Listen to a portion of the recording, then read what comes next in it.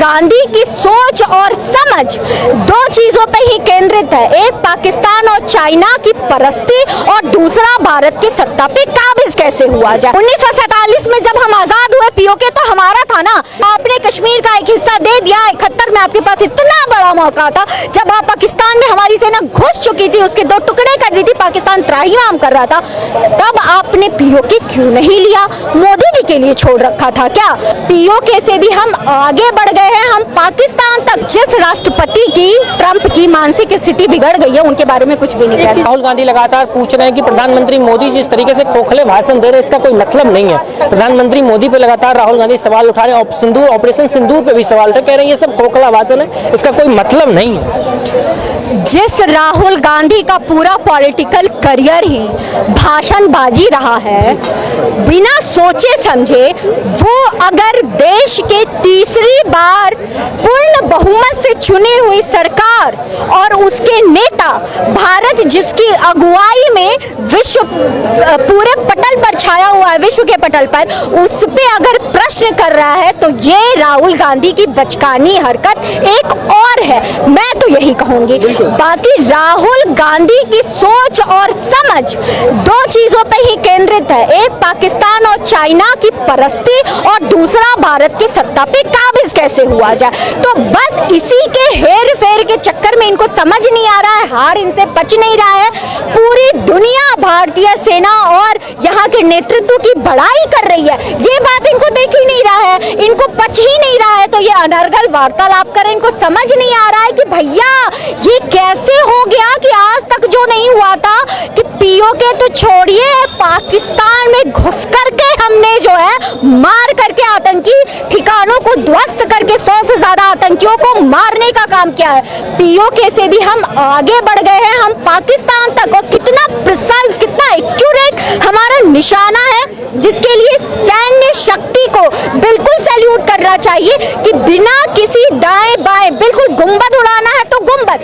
यही सारी बातें राहुल गांधी डाइजेस्ट नहीं कर पा रहे हैं, तो इनकी बौखलाहट और कुछ भी नहीं है। राहुल गांधी कह रहे हैं कि आपने भारत के सम्मान के साथ समझौता कर लिया, पीओके लेना था, पीओके नहीं लिया, पीओके छोड़ के आ गए। 71 में जब इनकी दादी अम्बा चढ़ गई थी पाकिस्तान की छाती पे और दो टुकड़े कर दिए थे, क्यों नहीं पीओके लिया?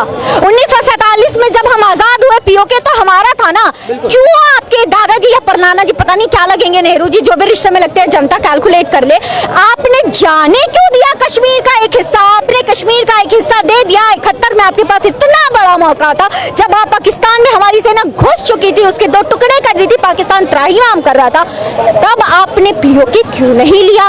मोदी जी के लिए छोड़ रखा था क्या?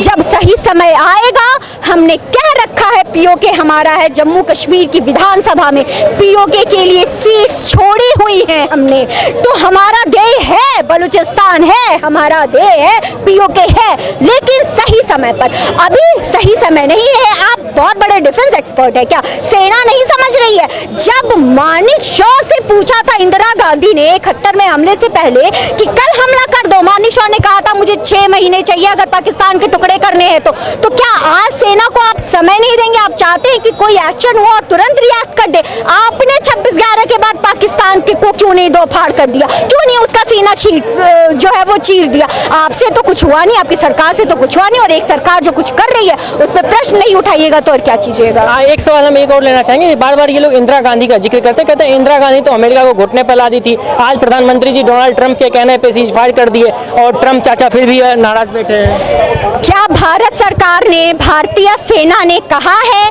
कि मध्यस्थता जो है वो ट्रंप ने करी है? ट्रंप ने तो पहले, अमेरिका ने कहा, उपराष्ट्रपति ने, कि हमारी औकात नहीं है कि हम जो है इस झगड़े के बीच में पड़े। सीज फायर हुआ, जिन कारणों से हुआ वो सेना और सरकार जानती हुई है, और सेना ने कहा है हम सही समय पर बताएंगे, तो हम जनता में धैर्य है, हमें विश्वास है, सेना बताएगी, सरकार बताएगी कि ये वाली स्थिति क्यों हुई है। तो उस समय जो है, तो जब ट्रंप उस समय उनकी सरकार ने वो कहा, फिर कहा कि सबसे पहले ट्वीट कर दिया, 2 रोज बाद फिर कह रहे हैं नहीं भाई साहब हमने तो मध्यस्थता नहीं कराई। फिर एप्पल अपने सीईओ को कह रहे हैं कि खबरदार, जो है वो एप्पल को भारत लेकर के गए, जब सीईओ ने, उनके ही सीईओ ने एप्पल के उनको लथाड़ मारी कि भैया हम तो भारत ही जाएंगे, तो आज कह रहे हैं कि तुम जाओ तो हम 25% टैरिफ लगा देंगे। तो जिस राष्ट्रपति की ट्रंप की मानसिक स्थिति बिगड़ गई है उनके बारे में कुछ भी नहीं कहना। एक चीज और हमारे दर्शकों को जरा समझाइए, राहुल गांधी बार बार इस बात का जिक्र कर रहे हैं, वो कह रहे हैं कि हमारा कितना नुकसान हुआ, उस नुकसान को तो बताइए, आप दुनिया को बता रहे हैं, देश को बता रहे हैं। नहीं, नुकसान बताने के लिए हम दुनिया में नहीं गए हैं, हम पाकिस्तान को बेनकाब करने के लिए दुनिया में जा रहे हैं और यही नहीं पच रहा है राहुल गांधी को।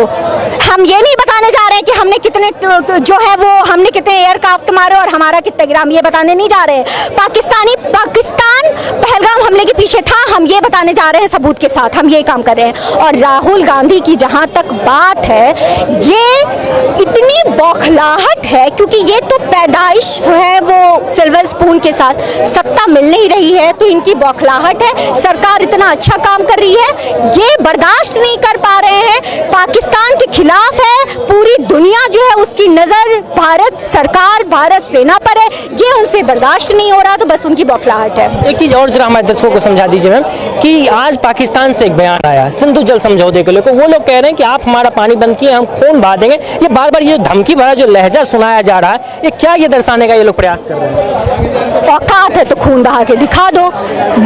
बहाया था ना 26 निर्दोषों को मार के और कहा था कि मोदी को जाके बताना, जवाब में क्या हुआ? आपको आपके यहाँ मरने पे फातिहा पढ़ने वाला कोई नहीं बचेगा, बड़ी जिम्मेदारी के साथ कह रही हूँ। अगर आपने धमकी को जरा सा भी अंजाम देने की कोशिश करी, अगर आपने हमारी एजेंसियों को, हमारी सेना को, हमारी सरकार को ललकारा, तो आपका हश्र 1971 से ज्यादा बुरा होगा। पहले तो आप गृह मंत्री अपना घर बचा ले, जो सिंधु वाले पहुंच के आगजनी किए, 2 लोग मर गए, अपने आप को पहले प्रोटेक्ट कर ले, इंडिया को बाद में ये जो है वो अटैक करते रहेंगे। आखिरी सवाल मैम, एक आखिरी सवाल, कल प्रधानमंत्री मोदी का एक बयान है कि हमारे नस में गर्म खून है, गर्म सिंदूर बह रहा है, जिसको लेके ये लोग प्रधानमंत्री को ट्रोल कर रहे हैं, कह रहे हैं ये क्या मतलब है, इसका कोई लॉजिक ही नहीं है, क्या बोलते रहते हैं? हर बात लॉजिकल राहुल गांधी करते हैं क्या? तो आलू से सोना कैसे बनता है? 36 क्या होता है? अपने बयानों को देखा है क्या? संसद में बैठ करके आंख मारते हैं जो है वो प्रधानमंत्री को, तो ये अपने करतूतों को और अपने वाक्यों को देखे ना, भावार्थ होता है। सिंदूर को ललकारा पाकिस्तान के आतंकियों ने, तो हमने जवाब दिया। अब हमारे रगों में कहने का ये मतलब था कि खून की उबाल के साथ सिंदूर बह रहा है, उन सिंदूर की रक्षा की प्रतिज्ञा एक जो है वो राष्ट्र के अध्यक्ष के रूप में मोदी जी ने शपथ के साथ ली थी, तो वो उस पे जब आतंकियों ने हमला किया, उस पे जब है अटैक किया गया, तो एक जो है राष्ट्र के अध्यक्ष आप बोल लीजिए या राष्ट्र के अगुआ, सबसे बड़े, जो कुछ भी होता है तो हम सबसे बड़े की ओर आंख उठा के देखते हैं ना कि अब आप हमारी रक्षा करेंगे, हम बाप की ओर देखते हैं ना। तो मोदी जी तो भारत के बाप की तरह ही है ना, पिता की तरह हैं। तो जब बेटियों ने देखा, परिवारों ने देखा, उन्होंने उत्तर दिया, तो क्या गलत कहा? ऐसे तो मतलब निकालने लगेंगे तो सबसे पहले राहुल गांधी बता दे कि आलू से सोना कैसे बनता, मुझे भी थोड़ा फायदा हो जाएगा।